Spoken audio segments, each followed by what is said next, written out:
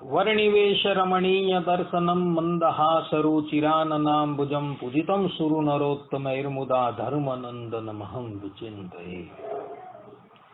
असतो मा षड्गमय तमसो मा ज्योतिर्गमय मृत्युर्मा अमृतं गमय। ओम शांति शांति शांति। આજની જ્ઞાન સભાની અંદર પધારનારા બધા જ ભગવદ ભક્તોને વેદાંતાચાર્ય પુરાણ ઇતિહાસાચાર્ય અમે ફિલોસોફી શાસ્ત્રી રાકેશભાઈના હેતપૂર્વક જય સ્વામિનારાયણ। ગયા વખતની જ્ઞાન સભાની અંદર આપણે બધાએ ભગવાન નામના મહિમાનું શ્રવણ કર્યું। શાસ્ત્રોમાં એવા વચનો પણ જોવા મળે છે કે ભગવાનના નામનું ઉચ્ચારણ કરવાથી ભૂત વર્તમાન અને ભવિષ્યના બધા જ પાપો જે છે એ ભસ્મ થઈ જાય છે। જેમ કે શાસ્ત્રો કહે છે વર્તમાનમ ચ યત પાપમ યત ભૂતમ યત ભવિષ્યતિ તત્સર્વમ निर्दहत्यासु गोविंदा नल कीर्तनम। अर्थात के वर्तमान काल ની અંદર ભૂતકાળ ની અંદર કે ભવિષ્ય કાળ ની અંદર જાણતા અજાણતા કોઈ પણ પાપ કરવામાં આવેલું હોય તો એ બધું જ પાપ જે છે એ કેવલ ગોવિંદનું નામ ઉચ્ચારણ કરતા સમાપ્ત થઈ જાય છે। આવું શાસ્ત્રોની અંદર કહેવાયું છે। માટે ભાવે કુભાવે કેવલ ને કેવલ ભગવાન ગોવિંદનું હરિનું નામ સ્મરણ કરવું એ જ સિદ્ધાંત વાત છે। સાધકો હોય અને એ જો ધ્યાનનો અભ્યાસ કરતો હોય અને એ ધ્યાન અવસ્થાની અંદર મનની અંદર ભૂંડા સંકલ્પો થતા હોય તો કેવલ ને કેવલ ભગવાનનું સ્મરણ કરવાથી એ ભૂંડા સંકલ્પો જે છે તે પણ નષ્ટ થઈ જાય છે। ભગવાન સ્વામિનારાયણ આ સંબંધની અંદર લોયાના છઠ્ઠા વચનામૃતમાં પોતે કહી રહ્યા છે। ભગવાન શ્રી હરિ પોતે કહે છે કે ભગવાનનું ધ્યાન કરતે થકે મનને વિશે અનેક પ્રકારના ભૂંડા ઘાતના તરંગ ઉઠવા માંડે। જેમ સમુદ્રના મોટા મોટા તરંગ ઉઠે તેમ ભૂંડા ઘાટ ઉઠવા લાગે ત્યારે તે ઘાટને કેમ ટાળવા।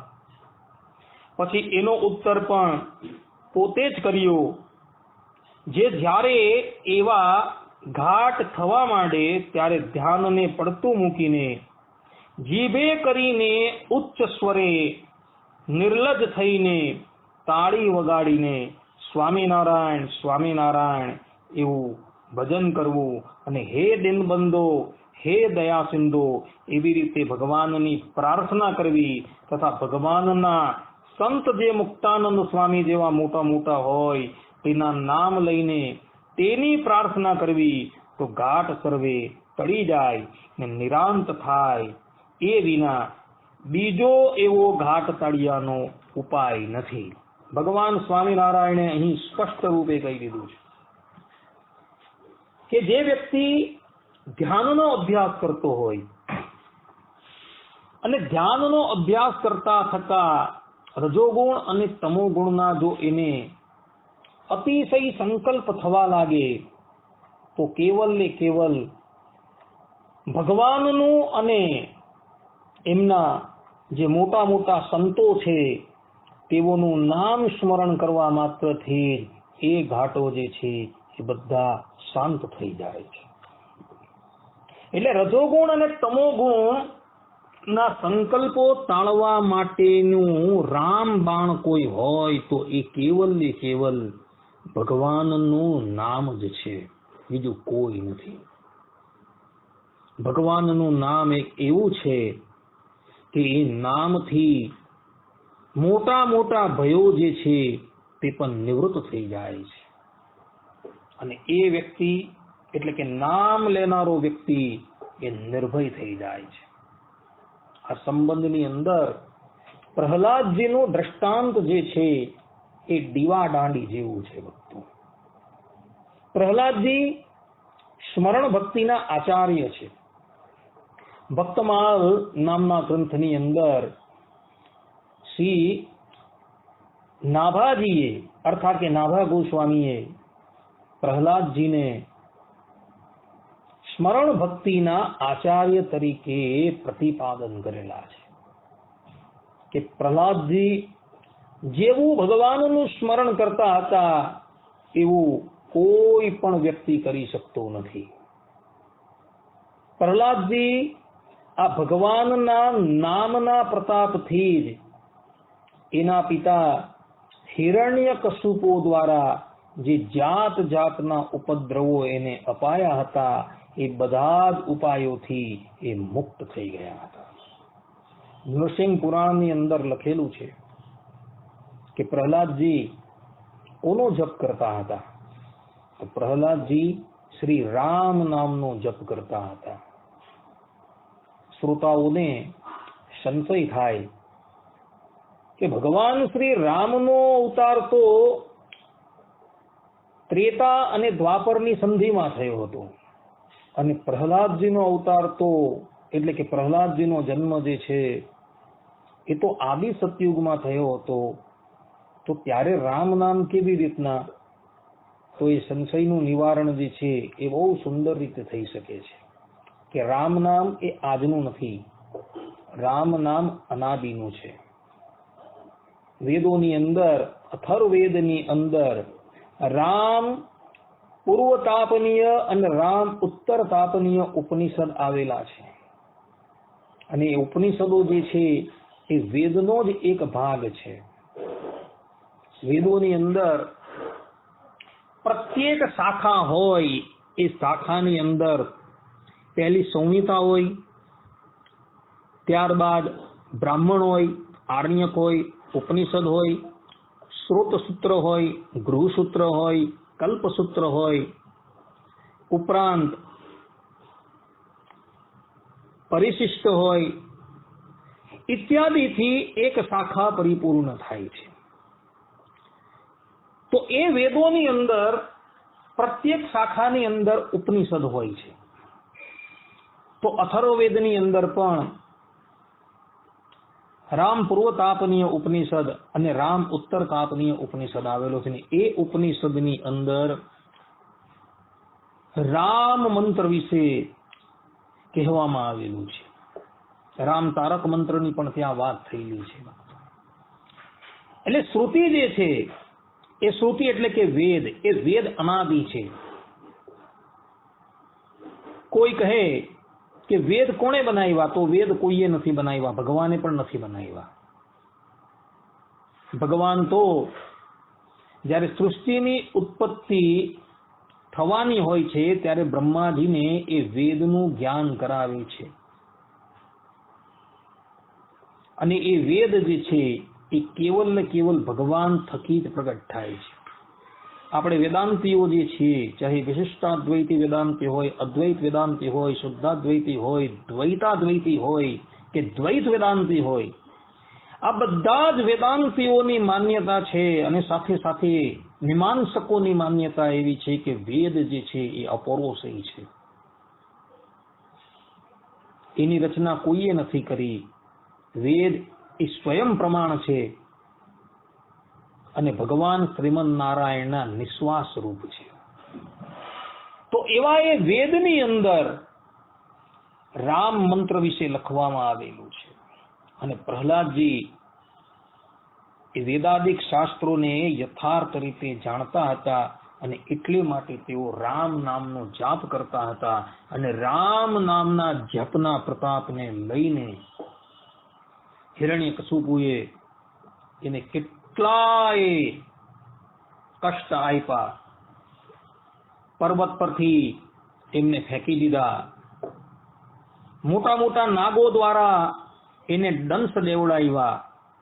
કેટલાય દિવસો લગીન કે ભૂખા અને તરસા કાલ કોટડીની અંદર પડી રહ્યા. હિરણ્યકશુપુએ પોતાની બહેન હોલિકા જે છે, જેને વરદાન હતું કે અગ્નિ એને ક્યારેય પણ બાળી ન શકે,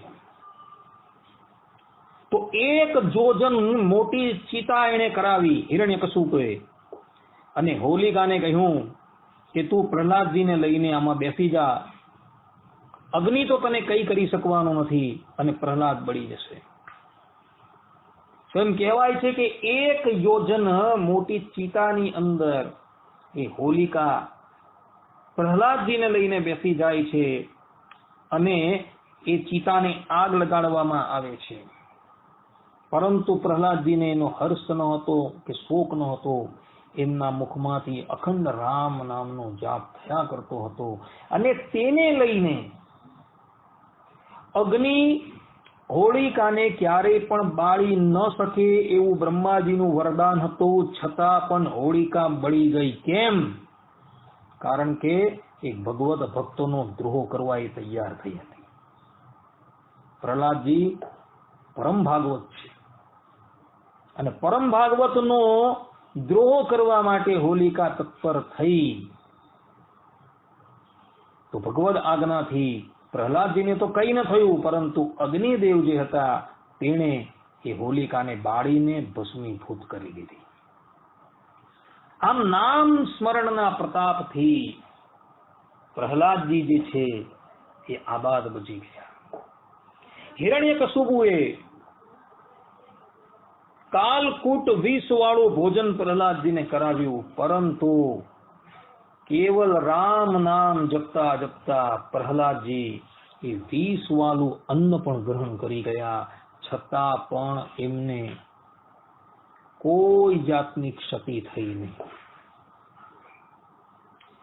અસુરોએ પ્રહલાદજીની ઉપર તામસી માયાનો પ્રયોગ કર્યો. સમરાસુર નામનો હિરણ્યકશુપનો અનુચર હતો. આ પ્રસંગ જે છે એ વિષ્ણુ પુરાણની અંદર આવે છે.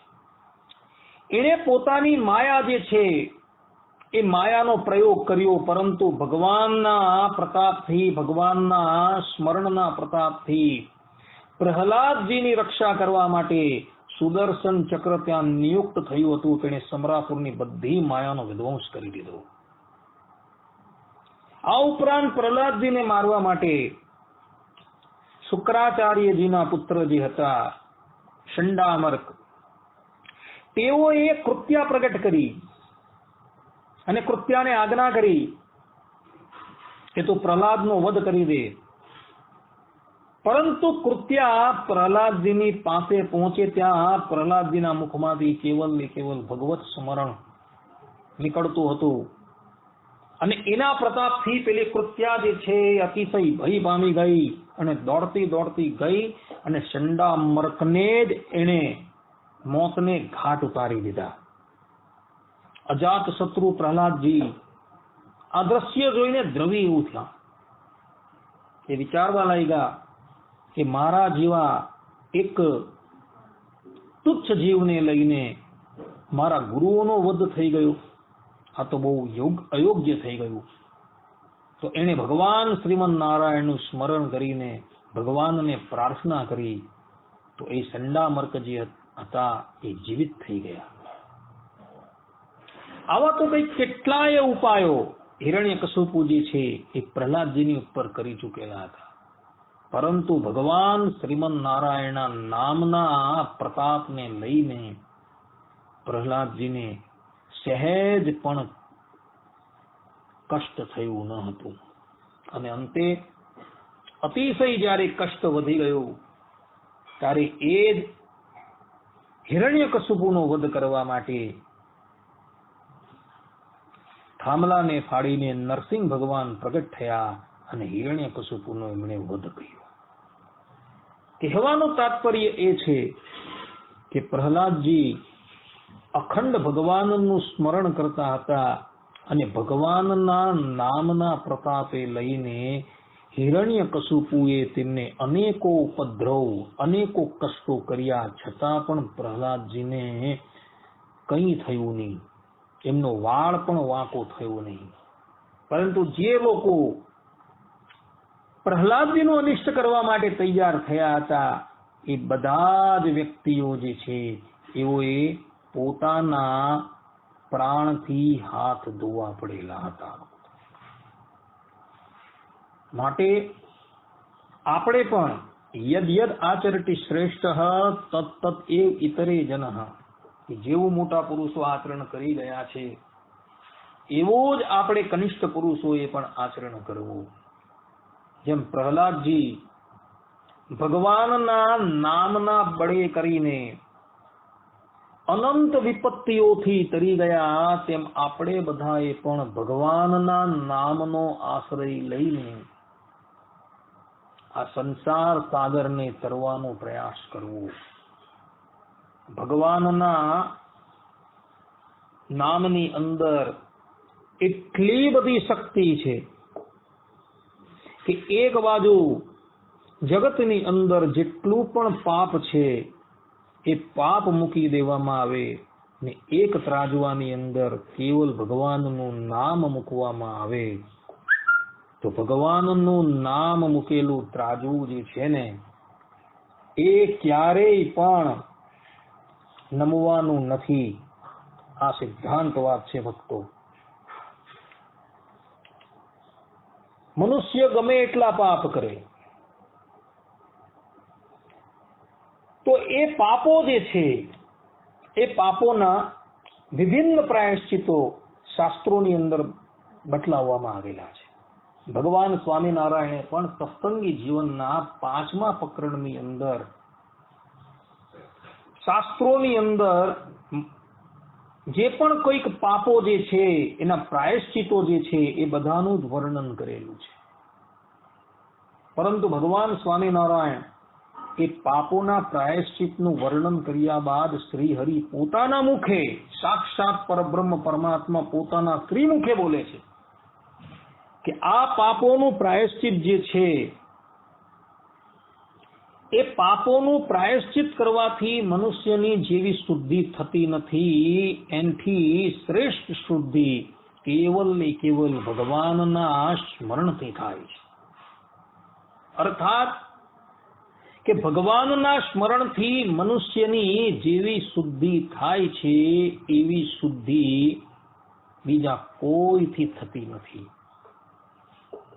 ભગવાન શ્રીમન નારાયણના નામના પ્રતાપથી પાપ અને પુણ્ય બંને બળી જાય છે.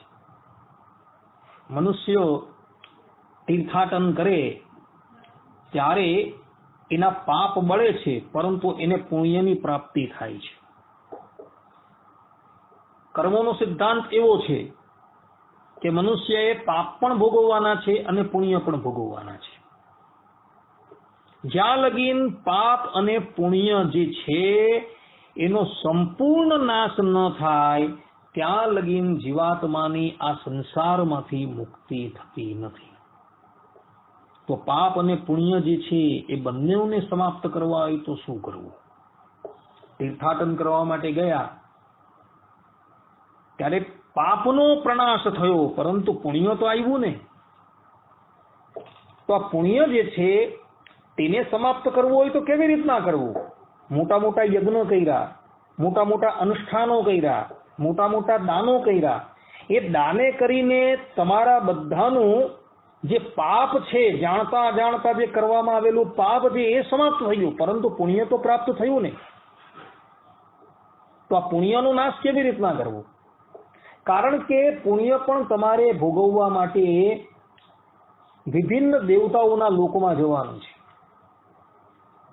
અને એ પુણ્ય સમાપ્ત થાય ત્યારબાદ જે પ્રમાણે યયાતિ રાજાનું સ્વર્ગમાંથી પતન થયું હતું તે જ પ્રમાણે તમારું પણ થવાનું. પરંતુ આપણે કાયમ માટે આ જન્મ મરણના ફેરામાંથી મુક્ત થવું હોય તો શું કરવું? તો શાસ્ત્રો અને મોટા પુરુષો આપ્ત પુરુષો કહે છે કે પાપ અને પુણ્ય જે છે એ બંનેને સમાપ્ત કરી નાખવાનું. પુણ્ય જે છે એની સમાપ્તિ અને પાપની સમાપ્તિ કેવી રીતના થાય? તો મહાપુરુષોનું કહેવું એવું છે, કેવલ ને કેવલ ભગવાનના શરણમાં જાઓ અને એ શરણમાં જઈને પ્રેમપૂર્વક ભગવાનનું સ્મરણ કરો તો એ પાપ અને પુણ્ય જે છે એ બધા સમાપ્ત થઈ જાય છે અને મનુષ્ય પૂર્ણ રૂપે શુદ્ધ થઈને એ ભગવદ ધામની અંદર જાય છે કે જે ધામમાં ગયેલો વ્યક્તિ સંસારની અંદર ક્યારેય પણ આ લોકમાં આવતો નથી. અનાવૃત્તિ શબ્દાત વેદાંત સૂત્ર એટલે કે વ્યાસ સૂત્રનું અંતિમ સૂત્ર 545મું સૂત્ર છે. આની અંદર રામાનુજાચાર્ય અને મુક્તાનંદ સ્વામી લખે છે કે મુક્ત થયેલા પુરુષની પુનરાવૃત્તિ નથી, મુક્ત થયેલા પુરુષની પુનરાવૃત્તિ નથી. જે શ્રુતિ પરબ્રહ્મ પરમાત્માનું પ્રતિપાદન કરે છે એ જ શ્રુતિ પોકારીને કહે છે કે મુક્ત થયેલા પુરુષની પુનરાવૃત્તિ નથી, પુનરાવૃત્તિ નથી. ભગવાન શ્રી કૃષ્ણ ગીતાની અંદર પોતે કહે છે કે યદ પ્રાપ્ય ન નિવર્તન્તે તદ્ધામ પરમમ મમ, કે જેને અર્થાત કે જે ધામને પ્રાપ્ત થયેલો સાધક પુનઃ આ સંસારની અંદર ક્યારેય પણ આવતો નથી, એ ધામ મારું છે. તો એ ભગવાનના ધામની અંદર જવું હોય તો એને કોનો આશરો લેવો? પરબ્રહ્મ પરમાત્માનો આશરો તો છે જ, પરંતુ નામ નિષ્ઠાનો આશરો લેવો, ઈશ્વરના નામનો સહારો લેવો, બીજા કોઈનો લેવો નથી. નથી મોટા યજ્ઞ અનુષ્ઠાન કરવા કે નથી તીર્થોની યાત્રા કરવી. કેવલ ને કેવલ ભગવાનના નામનો સહારો લઈને એ સંસાર સાગરને પાર કરવાનો પ્રયાસ કરો. આ સિદ્ધાંત વાત છે. નામની અંદર બધું જ આવી જાય છે ભક્તો. નામની સાથે જ નામી જોડાયેલા છે.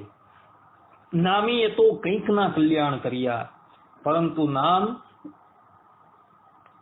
અનેકોનું કલ્યાણ જે છે એ કરી ચૂકેલું છે, કરતું રહે છે ને હવે પણ કરતું રહેશે. આટલો નામનો મહિમા મહાપુરુષો કહી રહ્યા છે. માટે પ્રેમપૂર્વક જેવું આવડે તેવું તમે જે સંપ્રદાયના હો એ સંપ્રદાયનો મંત્ર જે તમને દીક્ષામાં આપેલો હોય એ દીક્ષા મંત્રનો પ્રેમપૂર્વક જાપ કરવો, જેથી કરીને જીવાત્મા જે છે એ પરબ્રહ્મ પરમાત્માના એ ધામની અંદર જશે કે જે ધામની અંદર ગયેલો સાધક જે છે એ આ સંસારમાં ક્યારેય પણ આવતો નથી. માટે પ્રેમપૂર્વક દરેક લોકો ભગવાનના નામનો જાપ કરજો. આટલું કહીને હું મારી વાણીને વિરામ આપું છું. સર્વે સંતુ નિરામય, સર્વે સુખીનો ભવંતુ, સર્વે ભદ્રાણી પશ્યંતુ, મા કશ્ચિત દુઃખ ભાગ ભવેત. અસ્તુ. જય સ્વામિનારાયણ.